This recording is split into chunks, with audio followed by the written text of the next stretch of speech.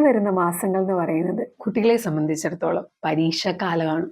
ഈ ഒരു കാലഘട്ടം എന്ന് പറയുന്നത് കുട്ടികളും രക്ഷിതാക്കളും ഒക്കെ ഒരു ഭയത്തിലൂടെയും ടെൻഷനിലൂടെയും ഒക്കെ കടന്നു പോകുന്ന ഒരു സമയമാണ്. ഇവിടെ ഒന്ന് മനസ്സിലാക്കാം, നമുക്ക് കൃത്യമായ ഒരു പ്ലാനിങ്ങും പ്രിപ്പറേഷൻസും അതുപോലെ ഈ സമയത്തുണ്ടാവുന്ന സ്ട്രെസ്സിനെ എങ്ങനെ ഹാൻഡിൽ ചെയ്യാം എന്നും കൂടി പഠിച്ചു കഴിഞ്ഞാൽ നമുക്കിതിലൂടെ നന്നായിട്ട് കടന്നു പോകാൻ കഴിയും. കുട്ടികൾ പലപ്പോഴും പറയുന്ന ഒരു കാര്യമാണ്, എക്സാം എന്ന് കേൾക്കുമ്പോൾ തന്നെ ഒരു പേടിയാണ്. ക്വസ്റ്റ്യൻ പേപ്പർ കിട്ടുമ്പോൾ എല്ലാം മറന്നു പോകുമോ, ഞാൻ പാസ്സാകുമോ, എനിക്ക് നല്ല മാർക്ക് കിട്ടുമോ, മാർക്ക് കുറഞ്ഞാൽ ഞാൻ മറ്റുള്ളവരോട് എന്ത് പറയും, ടീച്ചേഴ്സിനെയും വീട്ടുകാരെയും ബന്ധുക്കളുടെയൊക്കെ മുന്നിൽ ഞാൻ എങ്ങനെ നിൽക്കും. ഇങ്ങനെയുള്ള ഒരുപാട് ചിന്തകളിലൂടെയാണ് നമ്മുടെ മക്കൾ ഈ സമയത്ത് കടന്നു പോകുന്നത്. അത് മാത്രമല്ല, ശാരീരികവും മാനസികവുമായ പല ബുദ്ധിമുട്ടുകളിലൂടെയും കുട്ടികൾ കടന്നു പോകാറുണ്ട്. ഉറക്കമില്ലാതെ ആവുക, നല്ല രീതിയിൽ ഭക്ഷണം കഴിക്കാൻ പറ്റാതെ ആവുക, പരീക്ഷ എന്ന് കേൾക്കുമ്പോൾ തന്നെ നെഞ്ചിടിപ്പ് കൂടുക, കൈകാലുകൾ വിറയ്ക്കുന്നത് പോലെ തോന്നുക, ശ്വാസം എടുക്കാനായിട്ട് ബുദ്ധിമുട്ട് തോന്നുക, ഇങ്ങനെയുള്ള ഒരുപാട് ബുദ്ധിമുട്ടുകളിലൂടെ കടന്നു പോകുന്നുണ്ട്. ഈ ഒരു സമയത്ത് നിങ്ങൾ ഓർക്കേണ്ട ഒരു കാര്യമുണ്ട്, ഈ ഒരു എക്സാം മാത്രമല്ല നിങ്ങളുടെ ജീവിതത്തിന്റെ മുന്നോട്ടുള്ള ഗതിയെ നിർണ്ണയിക്കുന്നത്. ഇവിടെ വരുന്ന ജയപരാജയങ്ങൾ, പെർസെൻറ്റേജിൽ വരുന്ന ഏറ്റക്കുറച്ചിലുകൾ, ഇതൊക്കെ സ്വാഭാവികമായി നടക്കുന്ന ഒരു കാര്യം മാത്രമാണ്. ഇന്നിവിടെ നമുക്ക് ഈ ഒരു ഭയത്തെ എങ്ങനെ ഹാൻഡിൽ ചെയ്യാം എന്നുള്ളത് നോക്കാം. Normalise stress. നമുക്ക് ഫീൽ ചെയ്യുന്ന ഈ ഒരു സ്ട്രെസ്സിനെ എങ്ങനെ നോർമലൈസ് ചെയ്യാമെന്ന് നോക്കാം. ഈ ഒരു സ്ട്രെസ് എന്ന് പറയുന്നത് എനിക്ക് മാത്രം അനുഭവപ്പെടുന്ന ഒന്നല്ല. എന്നെ പോലെ ഒരുപാട് പേർ ഇതിലൂടെ കടന്നു പോകുന്നുണ്ട്, അല്ലെങ്കിൽ കടന്നു പോയിട്ടുണ്ട്.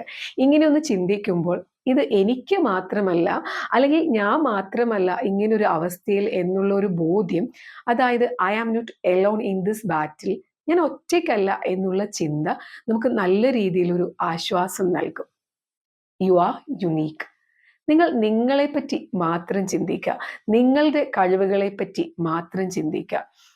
നമ്മുടെ സുഹൃത്തുക്കൾ, മറ്റുള്ള കുട്ടികളൊക്കെ ഒരുപക്ഷെ വേഗത്തിൽ പഠിച്ചു തീരുകയും മറ്റുള്ള കാര്യങ്ങളൊക്കെ വേഗത്തിൽ ചെയ്തു തീരുകയൊക്കെ ചെയ്യുന്നുണ്ടാവും.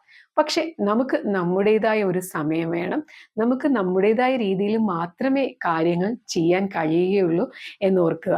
അതുകൊണ്ട് തന്നെ മറ്റുള്ളവർ ചെയ്തു കഴിഞ്ഞല്ലോ എന്നുള്ള ചിന്തകളും ഭയങ്ങളും ഒന്നും വരാതെ ഇരിക്കാനായിട്ട് ശ്രദ്ധിക്കുക. അതായത് don't compare your self with others. മറ്റുള്ളവരുമായിട്ട് നമ്മളെ ഒരിക്കലും താരതമ്യം ചെയ്യാതെ ഇരിക്കുക. Replace your thoughts. ഈ ഒരു സമയത്ത് പലപ്പോഴും നമുക്ക് വരുന്ന ചിന്തകൾ എന്ന് പറയുന്നത് നമ്മളോടുള്ള ചില ചോദ്യങ്ങളായിരിക്കും. എനിക്കത് ചെയ്യാൻ കഴിയുമോ, ഞാൻ മറന്നു പോകുമോ, നല്ല മാർക്ക് കിട്ടുമോ എന്നിങ്ങനെ. ഈ സമയത്ത് നമ്മൾ പലപ്പോഴും ഒരു കൺഫ്യൂസ്ഡ് സ്റ്റേറ്റിലായിരിക്കും. അങ്ങനെ നിൽക്കാതെ ഈ ചിന്തകളെ ഒന്ന് ഫിൽട്ടർ ചെയ്ത് റീപ്ലേസ് ചെയ്യാനായിട്ട് ശ്രദ്ധിക്കുക. എങ്ങനെയെന്ന് ചോദിച്ചു കഴിഞ്ഞാൽ, ഉദാഹരണത്തിന് എനിക്ക് ചെയ്യാൻ കഴിയുമോ എന്നുള്ളിടത്ത് ഐ ക്യാൻ ഡു ഇറ്റ് എന്ന് പറയുക. ഐ വിൽ ഫീൽ എന്നുള്ളിടത്ത് ഐ ആം പ്രിപ്പയർഡ് എന്ന് പറയുക. മറന്നു പോകുമോ എന്നുള്ളിടത്ത് ഐ വിൽ റിമെമ്പർ എന്ന് പറയുക. ഇങ്ങനെ ഒന്ന് പ്രാക്ടീസ് ചെയ്ത് നോക്കുക. Create A study plan. കൃത്യമായ ഒരു പ്ലാൻ ഉണ്ടാക്കുക. ഇത് ഒരുപാട് വൈകിയല്ലോ എന്നുള്ള ചിന്തയൊന്നും വേണ്ട, നമുക്ക് ഇനിയും ഒരുപാട് സമയമുണ്ട്. നമ്മുടെ രീതികൾ അനുസരിച്ച് ഒരു കൃത്യമായ പ്ലാൻ ഉണ്ടാക്കാൻ ശ്രദ്ധിക്കുക. അതായത് ഒരുപക്ഷെ നമുക്ക് ഒരുപാട് മണിക്കൂറുകൾ തുടർച്ചയായിട്ട് ഇരിക്കാൻ ബുദ്ധിമുട്ടുണ്ടാവും. അങ്ങനെയാണെങ്കിൽ ഒരു 20 മിനിറ്റ് ഇരുന്ന് പഠിച്ചിട്ട് 5 മിനിറ്റ് ബ്രേക്ക് എന്ന രീതിയിലേക്ക് ഒരു പ്ലാൻ ഉണ്ടാക്കുക. അതല്ലെങ്കിൽ കുറച്ചുകൂടി കൂടുതൽ സമയം ഇരിക്കാൻ പറ്റുന്നുണ്ടെങ്കിൽ ഒരു 40 മിനിറ്റ് പഠിച്ചിട്ട് ഒരു 5 മിനിറ്റ് ബ്രേക്ക് എന്ന രീതിയിലേക്ക് ഒരു പ്ലാൻ ഉണ്ടാക്കുക. അതോടൊപ്പം തന്നെ പ്രത്യേകം ശ്രദ്ധിക്കേണ്ട ഒരു കാര്യമുണ്ട്, ചില ആൾക്കാർക്ക് പകൽ സമയത്ത് ഇരിക്കാനായിരിക്കും പറ്റുക, എന്നാൽ ചിലർക്ക് രാത്രി കാലങ്ങളിലായിരിക്കും. നമ്മുടെ രീതി ഏതാണെന്ന് തിരിച്ചറിഞ്ഞ് അതനുസരിച്ച് സമയം ഒന്ന് ക്രമീകരിക്കാനായിട്ട് പ്രത്യേകം ശ്രദ്ധിക്കുക. അതോടൊപ്പം തന്നെ ഏറ്റവും പ്രധാനപ്പെട്ട ഒരു കാര്യമാണ് ഡിസ്ട്രാക്ഷൻസ് അവോയ്ഡ് ചെയ്യുക എന്നുള്ളത്. പഠിക്കാനിരിക്കാവുന്ന സമയത്ത് ഡിസ്ട്രാക്ഷൻസ് ഒന്നുമില്ലാത്തൊരു സ്ഥലം തിരഞ്ഞെടുക്കാൻ പ്രത്യേകം ശ്രദ്ധിക്കുക. മറ്റുള്ളവരുടെ സംസാരങ്ങൾ പെട്ടെന്ന് കേൾക്കാത്ത, സോഷ്യൽ മീഡിയ നോട്ടിഫിക്കേഷനൊക്കെ ഓഫ് ചെയ്ത് വെച്ചിട്ട് ഫോണ് മറ്റൊരു റൂമിലേക്ക് മാറ്റി വെച്ചിട്ട് ഇരിക്കാൻ പ്രത്യേകം ശ്രദ്ധിക്കുക.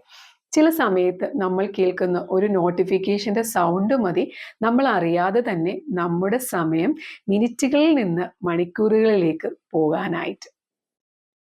Self care.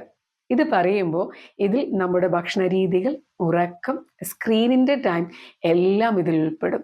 ഈ ഒരു സമയത്ത് നമ്മൾ നമ്മുടെ ഭക്ഷണ കാര്യത്തിൽ ഒരു രീതിയിലും കോംപ്രമൈസ് ചെയ്യാൻ പാടില്ല. പഠനമെന്ന് പറയുന്നത് നമ്മുടെ ബ്രെയിൻ ഒരുപാട് വർക്ക് ചെയ്യുന്ന ഒരു കാര്യമാണ്. അതുകൊണ്ട് തന്നെ നമ്മൾ കഴിക്കുന്ന ഭക്ഷണത്തിന് ഇതിൽ വളരെയധികം പ്രാധാന്യമുണ്ട്. ഭക്ഷണം തിരഞ്ഞെടുക്കുമ്പോൾ നമുക്ക് ആവശ്യമുള്ള എനർജിയും വൈറ്റമിൻസും പ്രോട്ടീനും ഒക്കെ അടങ്ങിയിട്ടുള്ള ആഹാരം പ്രത്യേകം കഴിക്കാനായിട്ട് ശ്രദ്ധിക്കുക. അതോടൊപ്പം തന്നെ ധാരാളം വെള്ളം കുടിക്കാനായിട്ടും ശ്രദ്ധിക്കുക.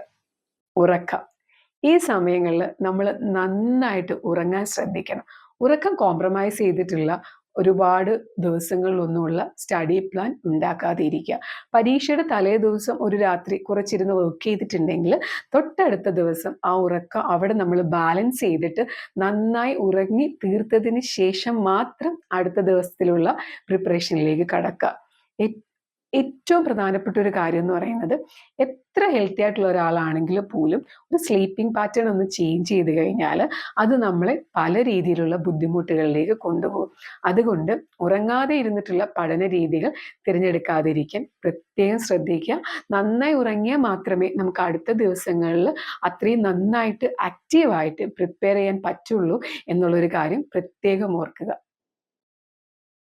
മറ്റൊരു പ്രധാനപ്പെട്ട ഒരു കാര്യമാണ് സ്ക്രീനിൻ്റെ ഉപയോഗം, സോഷ്യൽ മീഡിയയുടെ ഉപയോഗം എന്നൊക്കെയുള്ളത്. ഇതിനൊക്കെ കൃത്യമായൊരു സമയപരിധി നിശ്ചയിക്കുക. ഒരു സമയത്തിൽ കവിഞ്ഞുള്ള ഉപയോഗം കുറയ്ക്കുക.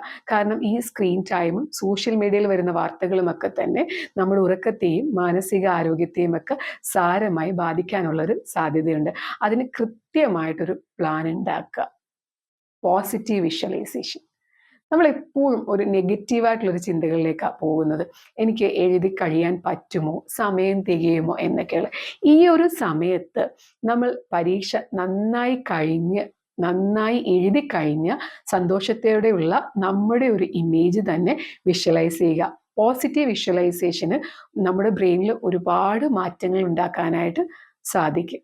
ഏറ്റവും പ്രധാനപ്പെട്ട ഒരു കാര്യമാണ് ബിലീവ് ഇൻ യുവർ സെൽഫ്. നമ്മളിൽ തന്നെ വിശ്വസിക്കുക. ഒന്നോർക്കുക, ഇതൊക്കെ നേരിടാനും ഇതിനെയൊക്കെ ഭംഗിയായിട്ട് ഹാൻഡിൽ ചെയ്യാനുമുള്ള കഴിവ് നിങ്ങളുടെ ഉള്ളിൽ തന്നെയുണ്ട്.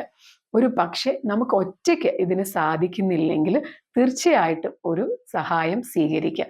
അതൊരു പക്ഷേ സ്കൂളിലെ ടീച്ചേഴ്സിൻ്റെ ആവാം, പേരൻസിൻ്റെ ആവാം, അതല്ലെങ്കിൽ ഒരു സ്കൂളിലെ കൗൺസിലറിൻ്റെയോ അതല്ലെങ്കിൽ ഒരു പ്രൊഫഷണലിൻ്റെയോ സഹായം സ്വീകരിച്ചിട്ട് ഇതിനെ നമുക്ക് ഹാൻഡിൽ ചെയ്യാനായിട്ട് പറ്റും എന്നുള്ളൊരു കാര്യം ഓർക്കുക. എപ്പോഴും ഓർക്കുക, യു ആർ നോട്ട് എലോൺ. നിങ്ങൾ ഇതിൽ ഒറ്റയ്ക്കല്ല.